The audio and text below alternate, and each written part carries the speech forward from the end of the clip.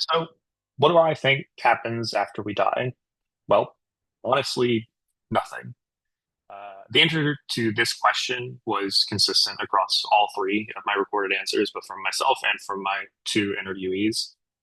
While we all had slightly different paths led to this answer, we all now share the same belief that there is no afterlife. Uh, as far as where this belief stems from, personally, I grew up in a Methodist household.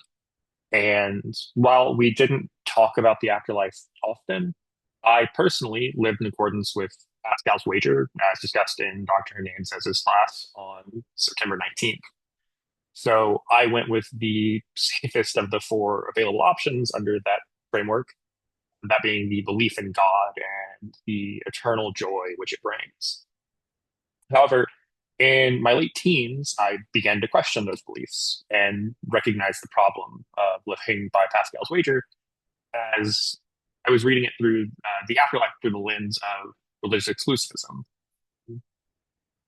or the belief that only one particular religion or belief system is true. This is as discussed in Dr. Hernandez's class on September 17th. Um, I did briefly struggle with my lack of belief and an associated fear of death when I was diagnosed with a chronic illness. However, I pretty quickly came to the Epicurean conclusion that while we exist, death is not present. And when death is present, we no longer exist, as was discussed in Dr. Hernandez's class on September 5th. So, because of that, I kind of found that there isn't really anything to fear with death because when it comes, I won't be here.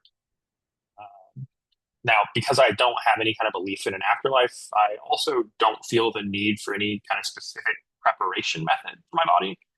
So the only hope for my body is that it can serve as one of the quote unquote dead's heroes discussed in Mary Roach's piece on organ donors, or that it can serve as a subject of medical studies for any of the number of conditions which I have. Uh, and I believe that this lies somewhere in what Ernest Becker would call good faith, as my hope lies in an ultimate significance. This is as discussed in Glenn Hughes' sign reading for the class.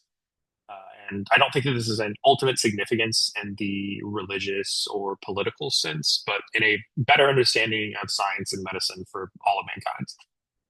Now, as for how this lack of belief in an afterlife affects the way that I live my life, this is where there were some differences between the three recorded responses. For Rachel, my partner, she said that she prioritizes her own happiness and just kind of avoids getting in other people's way. On the other hand, Jess, a longtime friend who lives in a polycule in Oregon, she had much more of a focus on living for others. Personally, I tend to lean more towards Rachel's personal happiness approach on a micro scale.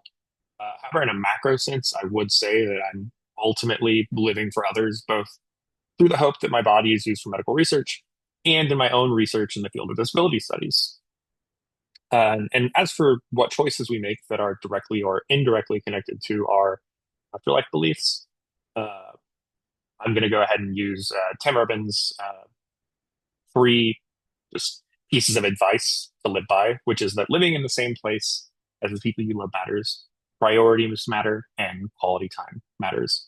Um, that second one, especially with priorities matter. So for both Rachel and I, who prioritize personal happiness, we're both planning to move to wherever we individually are most comfortable with both our personal lives and careers.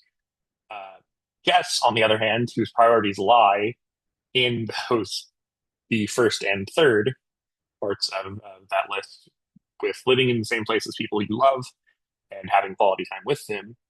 Uh, I could think that is reflected in the fact that she does live in a polycule. She has moved in with all of her partners, and they all moved to a city where they all felt comfortable together. Um, and that is just being reflected in her focus on maintaining interpersonal relationships.